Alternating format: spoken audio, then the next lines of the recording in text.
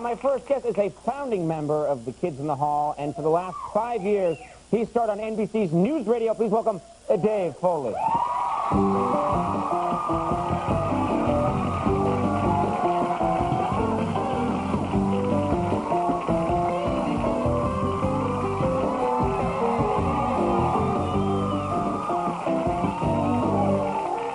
It's been 5 years that News Radio's been on. Yeah, 5 years, 100 episodes. Are you a U.S. citizen yet? No, I'm what your government very fondly refers to as a resident alien. What does that mean exactly? Resident alien, well, it pretty much means they're watching you. You know, we know you're here, but you don't really belong. You know, like in Canada, what we call it when someone comes and lives in our country and embraces our lifestyle, we call them a landed immigrant. It's very nice. That's a warm and embracing term. But you are a resident alien. You don't seem happy about it. Are you a popular resident alien? Are you popular back in Canada when you go back? Well, yeah, I would think so. I'm popular with the back 4 rows of every theater in Canada. We always keep the Canadians in the back. Get on back there. You know what? Canadians, it's just we're raised to be afraid of flying pucks.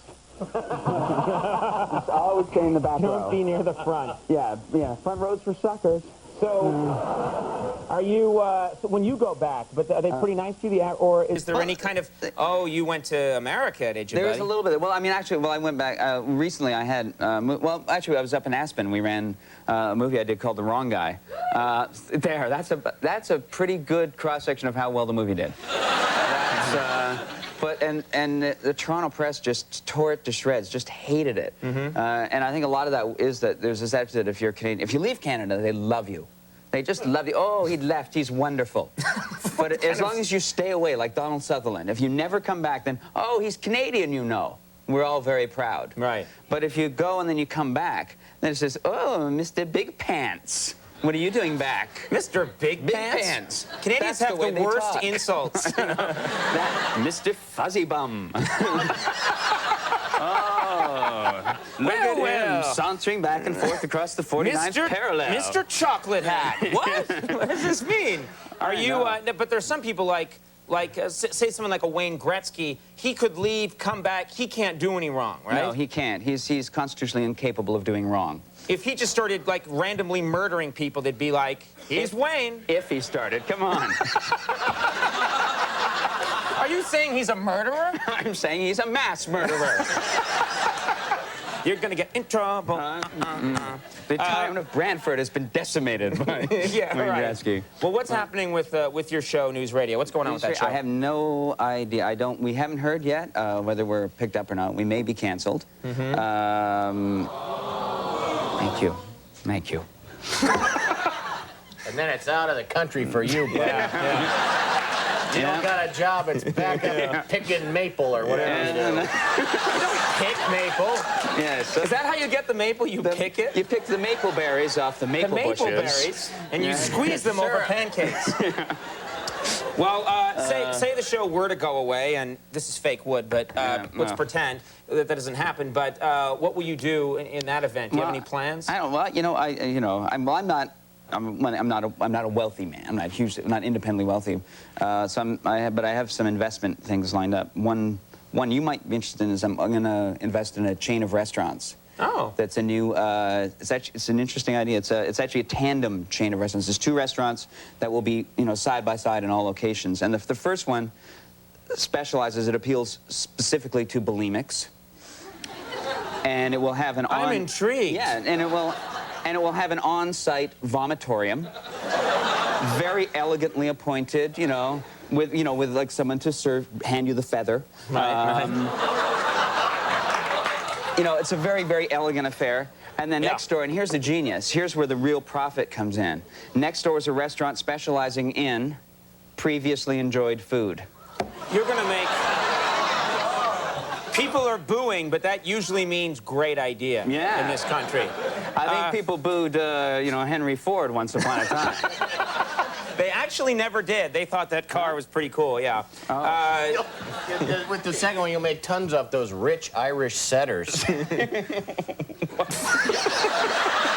I have to go. No, stay! Stay. There's so much more to be accomplished. But Andy said something I didn't understand. Dogs eat their Dogs own... eat and puke. Yeah. Jeez. Sorry, Grandpa. No. But the puke is for people. No, you'll see. No, they have a whole range of recipes designed specifically for the previously enjoyed food. Excellent. Mostly things like shepherd's pie. You know, what? I'm not going to re-glue the food back together. I love how you came out here thinking, like, I know how to get everyone laughing. Bulimia. Yeah, well, here's the important, there's a serious side to this. There is a serious side? Yeah. Yeah, I'm really just trying to, I'm just trying to change the way we think about bulimia in this country. Mm-hmm. You know, because I mean, let's just admit it. Bulimics are really pretty.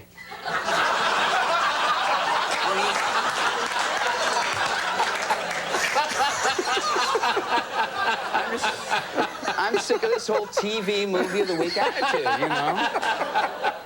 Believe me, I'm saying, hey, little girls. It's okay. Oh, man, I'm just curious, like, what are they going to show tonight instead of our show? That's what I'm thinking. Streets of San Francisco from 1975. There's probably some NBC executive who was on the fence about news radio just watching this now. Yeah, well, not on the fence anymore. I will not be cowardly. I wake up every day and think to myself, how can I help people?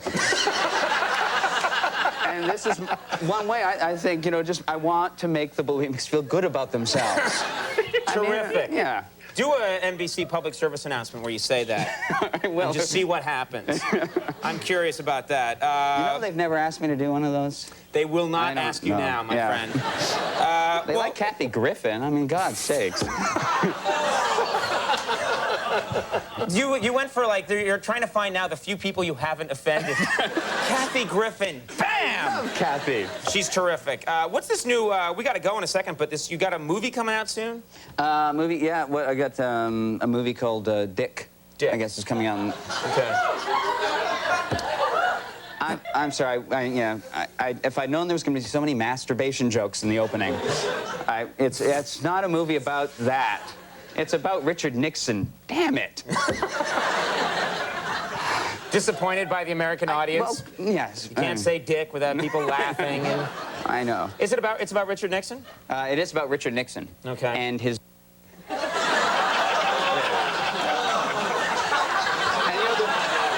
the thing, this is more of an experiment. Because what's going to happen now is they'll bleep... You can't say that, can you? No, here's the fun part. Will they bleep that? What will they do? But they'll only bleep I want them to put one like a really fun sound over that. I'm sick of the bleep. Dick, you don't know what you're talking about. Yeah. Right now we can just say dick several times and we can... and the censor's just going, well, which one do I think? Wait a minute. Now, here's... Dave. I love your whole idea that they can only censor the word once. Like, I got him. No, but they don't know which version. Because they will leave in when we say you're doing a movie called Dick. They have to leave that in. They don't have to do anything. They're going to bleep you. Your whole appearance is going to be one big bleep.